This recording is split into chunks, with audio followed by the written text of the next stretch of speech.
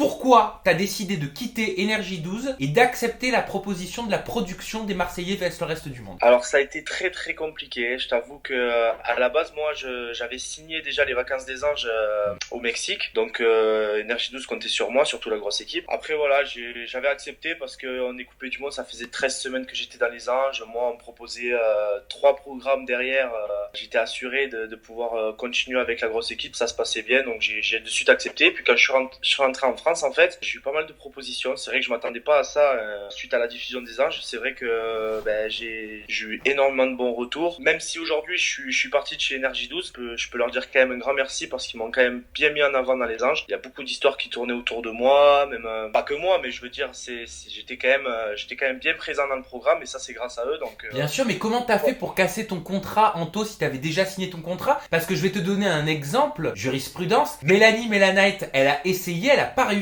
Toi, comment t'as fait? Et me dis pas qu'ils t'ont laissé partir comme ça. Un candidat comme toi, on le laisse pas partir comme ça. Ah non, je sais pas si c'est la guerre pour eux, mais en tout cas moi j'ai eu plusieurs confrontations avec des gens de la grosse équipe et je suis allé dans les bureaux. Je peux te dire que c'était pas forcément très facile. Quand je leur ai expliqué que j'allais changer de producteur et de chaîne, ils voulaient pas me laisser partir, absolument pas.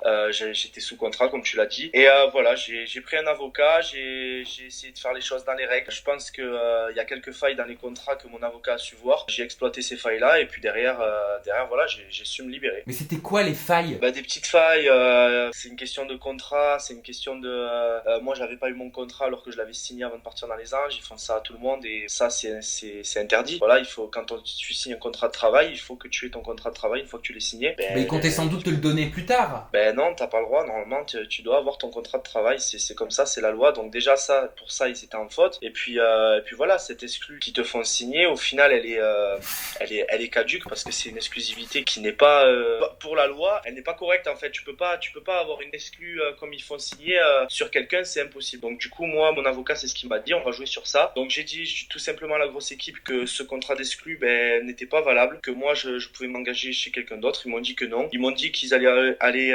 vers des procédures judiciaires. Moi j'ai dit ok, y a pas de souci, je suis bien armé.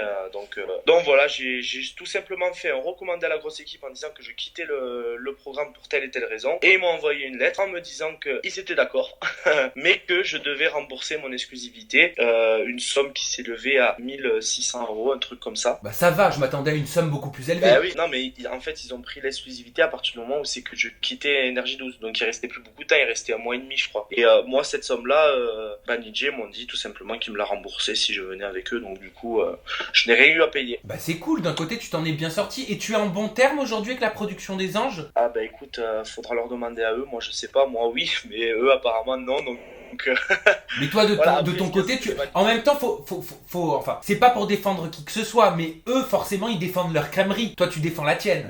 Mais bien sûr, je peux tout à fait comprendre que mais c'est tout à fait normal de leur part. Je peux pas leur en vouloir en fait. Même c'est ce que je leur ai dit. En plus je leur ai dit je peux pas vous en vouloir de vouloir m'attaquer ou quoi que ce soit. Vous avez tout à fait raison, mais sauf que à un moment donné on est libre d'aller travailler où on veut. Surtout que Banijé a montré de l'intérêt à me vouloir dans leur programme. Donc du coup ils ont fait les choses pour que je vienne. Ils m'ont vraiment fait un pont d'or, donc du coup je pouvais pas refuser. Est-ce que t'as regardé un petit peu les vacances des anges? Alors pas du tout, j'ai pas regardé, je t'avoue que j'ai pas forcément le temps de regarder. Et de ce que tu entends, est-ce que tu regrettes de ne pas avoir été dans les vacances des anges? Franchement, je vais te dire oui et non. Je regrette d'une part parce que j'en garde un super souvenir des Anges 9.